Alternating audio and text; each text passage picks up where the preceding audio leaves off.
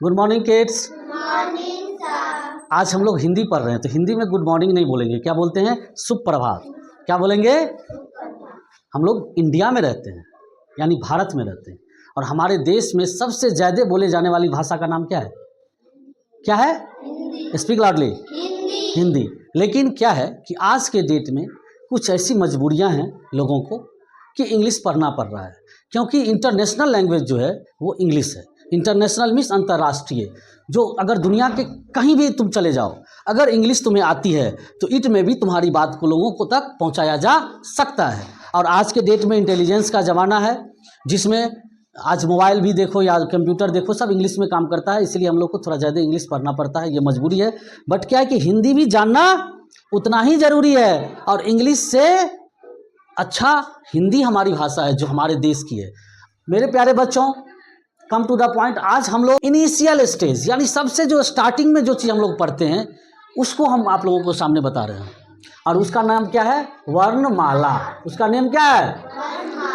कभी भी किसी भी भाषा को सीखने से पहले, मैंने बता दिया था, किसी भी लैंग्वेज को जानने से पहले अगर आप चाहते हैं कि किसी भी भाषा को हम अच्छे से जाने समझे तो उसका अल्फ़ाबेट यानी वर्णमाला को आना जरूरी है। वर्णमाला को इंग्लिश में क्या बोलते हैं? तो आज हम लोग हिंदी में पढ़ रहे हैं, इसीलिए हिंदी में हम राइट डाउन किए हैं वर्णमाला। क्या राइट डाउन किया है? वर्णमाला। Any problem? Any problem? चलिए आप इसको हम लोग अच्छे से समझते हैं, थोड़ा सा आप लोग ध्यानपूर्वक देखेंगे। यहाँ पे वर्णमाला को इंग्लिश में हम लोग अल्फ़ाबेट कहते हैं, आज हम लोग हिंदी वर्णमाला पढ़ रहे हैं। वर्ण और माला दोनों चीज़ को हम लोग पहले अलग कर रहे हैं। वर्ण बताएं अभी वर्ण मीन्स क्या होता है? लेटर। वर्ण मीन्स क्या होता है? लेटर। और इसी को हम लोग दूसरे भाषा में हम लोग थोड़ा सा अक्षर भी कह देते हैं, लेकिन दोनों में डिफरेंस है। आज हम थोड़ा सा आप लोगों को डिफरेंस भी बता देते हैं। कंप्लीट बन गया है उसे हम लोग लेटर कहते हैं। जैसे वर्ण मीन्स होता है अक्षर, जैसे ये अभी व्यंजन वर्ण है और ये अभी स्वर वर्ण है, ये वर्ण है, ये अलग अलग है। और जब ये दोनों मिलते हैं, अभी जैसे कि हम यहाँ पे अभी आप लोगों को बताने वाले हैं, यहाँ पे ये क्या होता है? हलंत होता है ना, यानी कि ये अधूरा है। ये क्या है? अधूरा है। अगर इसमें अगर स्वर वर्ण को हम मिला देते हैं तो ये कंप्लीट क्या बनता है? क। क्या बनता है? तब ये अक्षर बनता है। समझ में आ गई? तो हम लोग ये देखे हैं कि हमारे हिंदी वर्णमाला में हमने आपको बताया है कि वर्ण तो समझ गए, माला। माला का मतलब क्या होता है? यहाँ देखिए फिगर भी बना है, यही माला है, यानी कि जिसको हम लोग गले में पहनते हैं या पहनते हुए देखते हैं। अब यहाँ पे तो कुछ है नहीं, ना गोल्ड है, ना सिल्वर है, ना मोती है, तो हम लोग क्या किए हैं? वर्ण का ही माला बनाए। देखिए अ आ हर है ना, एक साथ अ से लेके स्र तक। कहाँ से कहाँ तक? अ से लेके स्र तक का जो लेटर का जो माला होता है उसे ही हम लोग वर्णमाला कहते हैं। देखिए यहाँ पे वही चीज लिखा हुआ है, अ से स्टार्ट है, स्र तक है। क्या है? अ से स्र तक है। अब इसी को हम लोग थोड़ा सा अच्छे से जान लेते हैं। Come to the point dear kids, समझ गए? ये कितने होते हैं? 50। 50 को हिंदी में क्या बोलेंगे हम लोग? 50। 50 को हिंदी में क्या बोलते हैं? 50। अब ये कैसे है मैंने आपको अलग अलग बताया कि 11 जो है वो क्या है? 11 क्या है? स्वर वर्ण। तो 11 को यहाँ पे हम लोग राइट डाउन कर रहे हैं। 2 क्या है? अयोग वंश के सामने राइट डाउन करेंगे। व्यंजन वर्ण कितने हैं? 33। अब 4 क्या है? संयुक्त व्यंजन। कहीं कहीं संयुक्त अक्षर भी आपको लिखा हुआ मिलेगा, तो कंफ्यूज नहीं करना है। ओके, 4। अब इसको ऐड कीजिए तो आप लोग क्विकली जल्दी। 2 और 1 3 और 3 6 और 4 10। 10 का 0 कैरी 1। अब 1 और 1 2 और 3 देखिए 50 हो गया। यही अलग अलग है, यानी कि ये 11 क्या है? यहाँ पे देखिए स्वर वर्ण। ये 2 क्या है? अयोग वा।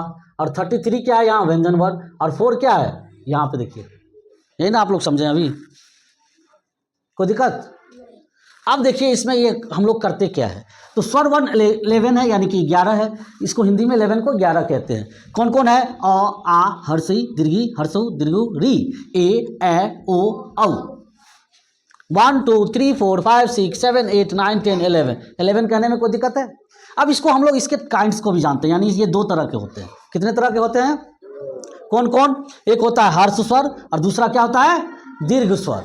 हर्ष स्वर उसे कहते हैं जिसके उच्चारण में कम समय लगता है। जिसके उच्चारण में आप लोगों ने सेंटेंस भी बनाया होगा मात्रा वाली, उसमें देखे होंगे कि अ का जो मात्रा है धीरे से बोलते हैं। क में अ की मात्रा क लगा हुआ है अ, तो क्या बोलते हैं? क। आ की मात्रा जैसे लगा तो क्या बोलते हैं? का। साउंड क्या हो रहा है, टाइम ले रहा है, टाइम ले रहा है का। अब देखिए हर्षी की मात्रा लगाएंगे तो क्या बोलेंगे की, क्या बोलेंगे, और दीर्घी की मात्रा लगाते हैं तो क्या बोलते हैं की। हर्षु की मात्रा लगाते हैं क में तो क्या बोलते हैं कु, और दीर्घु की मात्रा लगाते हैं तो कु, फिर री, क में री की मात्रा क्री। ये क्या होता है, यानी कि इसके बोलने में कम समय लगता है, इसलिए इसे हम लोग हर्ष स्वर कहते हैं। क्या कहते हैं, और इसके बोलने में, इसके ध्वनि में ज़्यादा समय लगता है, इसकी आवाज़ जो निकालते हैं हम लोग उसमें ज़्यादा आवाज़ लगाते हैं, यानी कि ज़्यादा देर तक लगाते हैं, ठीक है, इसलिए इसे दीर्घ कहा जाता है। एनी प्रॉब्लम, अभी हम लोगों ने लगा करके भी देखे हैं। अब देखिए इसकी संख्या 4 है, 4 है, औ, हर्षी, हर्षु, री, और दीर्घ स्वर की संख्या कितने हैं, 7। कौन कौन, आ, दीर्घी, दीर्घु, ए ओ औ। अब देखो 7 और 4 को ऐड करेंगे तो कितना होगा, 11। ये 11 क्या है, स्वर वर्ण। ये 11 क्या है, कोई दिक्कत है तुम लोगों को, अगर कोई दिक्कत है तो बताओ, नहीं ना कोई दिक्कत है। चलिए अब इसकी बात हो गई, स्वर वर्ण हम लोग समझ गए। टोटल स्वर वर्ण कितने होते हैं, 11। कौन कौन, अ से लेके औ तक। स्वर वर्ण कितने तरह के होते हैं, 2 तरह के। कौन कौन, हर्ष स्वर, दीर्घ स्वर। हर्ष स्वर की संख्या 4, दीर्घ स्वर की संख्या 7। हिंदी में बोलिए 7। अब देखिए ये 2 क्या है, 2 क्या है, ये है अयोग वाह। क्या है, अयोग वाह। इसका जो उच्चारण होता है, इसका अनुनासिक होता है, नाक से इसका उच्चारण, जैसे क में अंक की मात्रा कंग, प में अंक की मात्रा पंग। अब ये अ है विसर्ग, ये दोनों की मात्रा भी हम लोग पढ़े हैं अलग से, इसीलिए इसको अलग से हम लोग रखते हैं। एनी प्रॉब्लम, कोई दिक्कत। चलिए अब व्यंजन वर्ण को हम लोग देखते हैं। व्यंजन वर्ण टोटल कितने होते हैं, कुल कितने होते हैं, 33 को हिंदी में क्या बोलते हैं, 33। क्या बोलते हैं, 33। अब देखिए कौन कौन होता है, क ख ग घ, स्पीक लाउडली, अरा, छ छ ज झ य, ट ठ ड ढ न, त थ द ध न, प फ ब भ, य र ल व तालव्य स मूर्धन्य स दंस ह। एनी प्रॉब्लम, कहीं आप लोगों को कोई दिक्कत है, अगर दिक्कत है तो बताइए, नहीं ना कोई दिक्कत है। अब देखिए इसको हम लोग इस रूप से भी जानते हैं कि यहाँ से यहाँ तक, जिसकी इसमें एक दो रूल्स है, आप लोग को बताएंगे वर्ड बनाने में। पंचमाक्षर, क्या बोलते हैं इसको, पंचमाक्षर, ठीक है। अब इसका कुछ रूल है उसमें, वो हम आप लोग को बताएंगे, वैसे शॉर्ट में हम लोग जानेंगे इसको। क वर्ग, क वर्ग जैसे ही बोलेंगे क वर्ग, व गौ पड़े, इसका मतलब क्या हुआ, क से लेके, बोलिए क से लेके,